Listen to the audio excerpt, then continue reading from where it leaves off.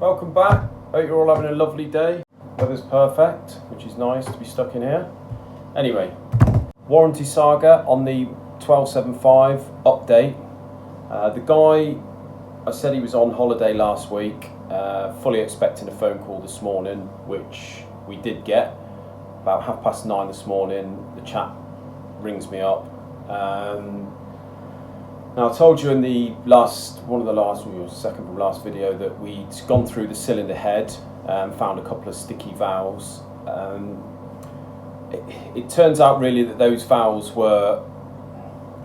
they'd sort of gnarled up the very top of the guide on the stem end. So, but to be honest, once we got those out and cleaned up, it almost seemed like, you know, there wasn't a clearance issue. We didn't have to run a reamer down there or anything like that. So it's one of those where, you know, the assembly lube we used, if you sort of have a look, a lot of the time they say assembly lube's, you know, good for 6 months or whatever, but is it good for 13, 14 months? I don't know. It's one of those really, and like you say, we sort of, how it was stored is a bit of an unknown. So anyway, the guys rang me up. Wasn't on the back foot like last time. He'd obviously had time to sort of calm down.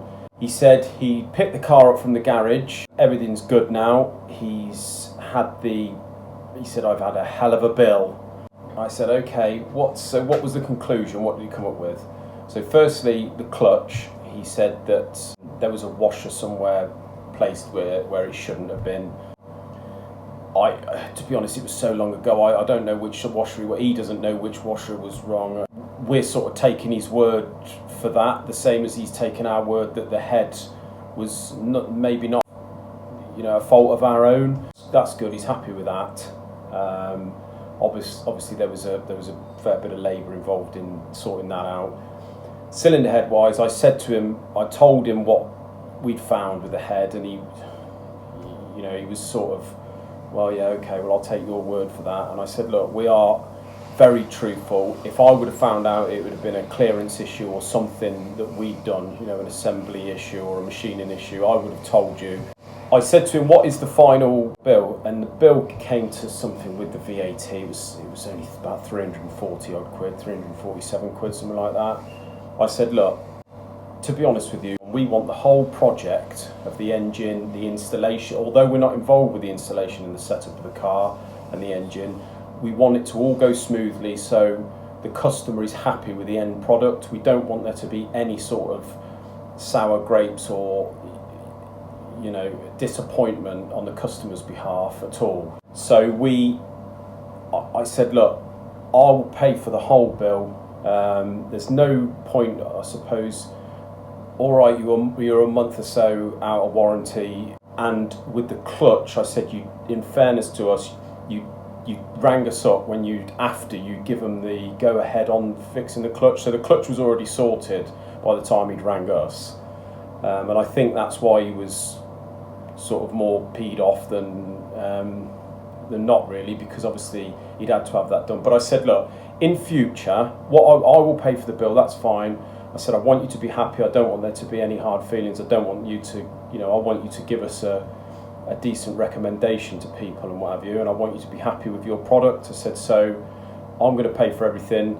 What I will ask from you is, bear in mind you have got a warranty period. Also, like with the clutch, ring us up first, get in touch with me.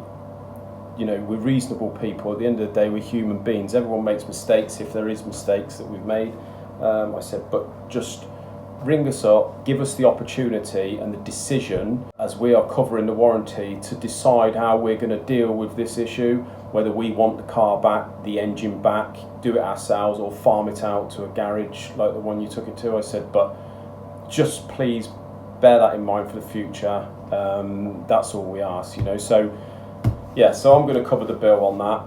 To be honest, I was half expecting him to say sort of £600-700, but 340 quid, you know, it's one of those, isn't it? If that's the cost of keeping your reputation. I know a lot of you on the first video about it commented saying, just tell him to jog on, just pay for the gaskets, and you know, but I think on the grand scheme of things, he sounds really happy, and so he should be. But also, in fairness to him, it's not just the cost that's involved. I said it is the stress for the customer and the worry, and you know the time he's had to take it to a garage and sort it all out. And you know, I do appreciate that. So you know, I apologise to him, and that's that. We're going to sort that out.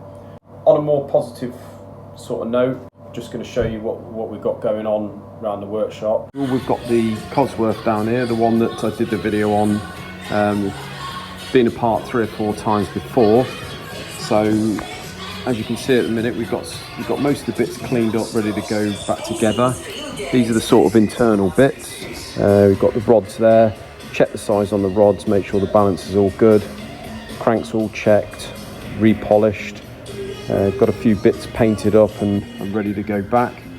The only thing we've changed this time on this engine, internal wise, is as standard, they've got this oil pump over here, and as you can see, if you see the hole on the lid of the oil pump there, that there is to feed the standard spray bar on the oil pickup. So if I show you actually on this engine, you see this see that pickup pipe there coming off the oil pump. It goes into this hole here, and it looks a bit of a sort of afterthought Heath Robinson setup, but it is actually standard Ford. And these spray bars at the top here feed the base of the pistons. We're going to go a little bit more high tech than that. We're going to do away with this pump. We are going to fit a small turbo Escort Cosworth oil pump. It's the same pump, but it's got a normal blank lid on there, and obviously with no hole in the top. You use a standard pickup pipe, which is this one here. As you can see, no brazed on Heath Robinson spray bar setup. And then what we're going to do is we've got the block set up here, and now I'm just waiting for tooling on this. But in the base of the block, so here you've got the main oil gallery, which obviously is plugged off there, and again on the other end, plugged off there. Goes through here. So what we're going to do is we're going to machine flats on each 4 of these surfaces, drill and tap and fit some, well, they're actually BMW oil squirters, which are going to squirt oil directly. You can sort of face them wherever you want, so they're direct from the oil gallery up underneath the pistons for extra cooling. And these are the oil squirters in question. I empty these out. So there they are. A nice, neat 16mm diameter base there, obviously with their own bolt there. It's got a one-way valve in there built in. These are a nice modern equivalent to the old WRC type, which were made especially for the Cosworths, but bit of a rigmarole to fit, to be honest with you, and with the price of these blocks there's no room for error, rather not do that. So yeah, we're going to fit those in the base of this, run the straight pickup pipe with, as I say, with the small turbo Escort Cosworth setup, because these small turbo Escort Cosworths did actually have the oil squirters in the base. Just waiting for the tooling, and that block's complete, and then we're going to get this engine back together. So we've got the kit car here. Carlos, bless him, as you can see, has ground off, ready to be welded, all the areas which have cracked. So we've got this area here. There is some areas there with these strengthening bars, which we're going to obviously reinforce and weld. Up the top here, you can see there, that's a beauty, that one. So yeah, we've got our welder coming in either tomorrow or Wednesday to brace all that up, weld it all up, and hopefully in a couple of days the roll cage will arrive and we can start to get that in place, tacked up, ready to weld. The only thing we've got to do for that is on the side here, you've got as I said to you before, we've got a side support bar which goes into here, so we're going to have to remove this panel, and apparently you've got to weld a plate into the chassis here for the sidebars to mount, and the same in the floor underneath here for where the main roll cage comes down here. So yeah, looking forward to seeing that in there and done. Plenty of interesting things going on at the minute, guys. As I say, really want to thank you guys for watching our videos so far. I say we're a fairly new channel, so really appreciate that.